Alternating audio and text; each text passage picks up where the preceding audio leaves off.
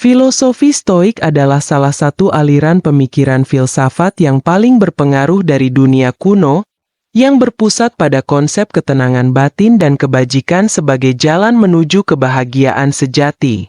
Salah satu prinsip yang sering dipegang teguh oleh para Stoik adalah, jangan pernah takut untuk berjuang sendiri. Prinsip ini bukan hanya sekedar ungkapan keberanian, tetapi mencerminkan sikap mendalam terhadap kehidupan, kebijaksanaan, dan kemandirian. 1. Kemandirian dan kekuatan batin. Stokisme mengajarkan bahwa setiap individu memiliki kekuatan batin yang besar. Ini adalah kekuatan untuk mengendalikan diri, memahami emosi, dan menjalani kehidupan dengan kebajikan.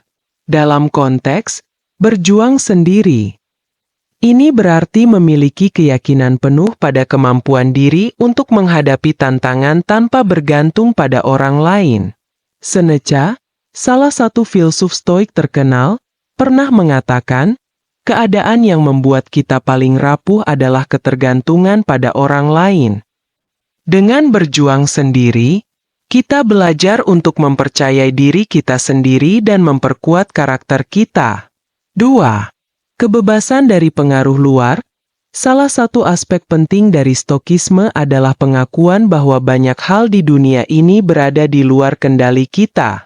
Namun, yang selalu ada dalam kendali kita adalah respons dan sikap kita terhadap situasi tersebut. Berjuang sendiri adalah tentang menolak pengaruh luar yang dapat mengganggu kedamaian batin kita. Epictetus, seorang filsuf Stoik lainnya, mengajarkan bahwa kita harus fokus pada hal-hal yang bisa kita kendalikan, pikiran, sikap, dan tindakan kita sendiri. Dengan demikian, kita mencapai kebebasan sejati dan kedamaian batin. 3. Nilai kebijaksanaan dan kebajikan. Filosofi Stoik sangat menekankan pada pencarian kebijaksanaan dan kebajikan. Berjuang sendiri seringkali merupakan jalan menuju kebijaksanaan yang lebih dalam. Ketika kita menghadapi tantangan tanpa mengandalkan orang lain, kita dipaksa untuk mengembangkan solusi kreatif, memahami diri sendiri lebih baik, dan bertindak dengan integritas. Marcus Aurelius, seorang kaisar Romawi yang juga seorang filsuf Stoik, menulis dalam meditasinya bahwa hidup dengan kebajikan dan rasionalitas adalah esensi dari kehidupan yang baik. Berjuang sendiri, dengan fokus pada kebajikan, membantu kita mencapai kehidupan tersebut. 4. Menghadapi rasa takut dan kerentanan. Takut adalah bagian alami dari pengalaman manusia, tetapi Stokisme mengajarkan bahwa rasa takut seringkali tidak berdasar dan hanya menghalangi kita dari pencapaian potensi penuh kita. Dengan berjuang sendiri, kita menghadapi ketakutan kita secara langsung dan menemukan bahwa kita lebih kuat dari yang kita kira.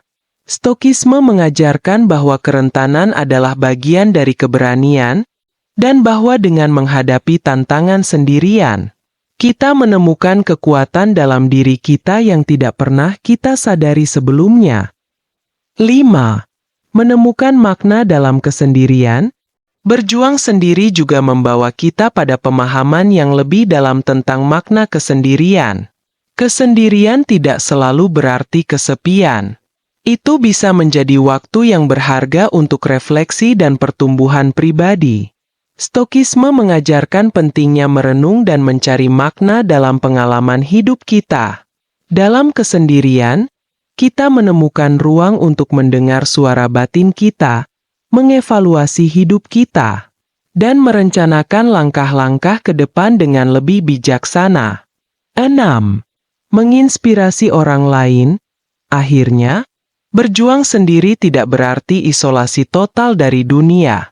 Sebaliknya, ketika kita mampu menghadapi tantangan sendiri dan mencapai ketenangan batin, kita menjadi sumber inspirasi bagi orang lain. Keberanian kita untuk berdiri sendiri dan menghadapi dunia dengan kepala tegak menunjukkan kepada orang lain bahwa mereka juga memiliki kekuatan yang sama dalam diri mereka. Filsuf Stoik melihat kebajikan pribadi sebagai cara untuk memberikan contoh positif bagi komunitas mereka.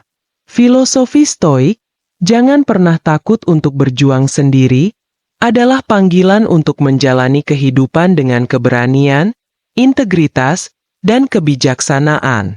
Ini adalah pengingat bahwa dalam menghadapi kesulitan, kita menemukan kekuatan sejati kita.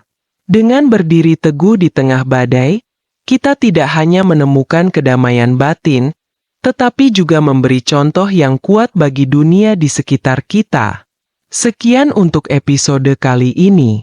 Terima kasih sudah menyimak ulasan hari ini. Sampai jumpa kembali di episode selanjutnya.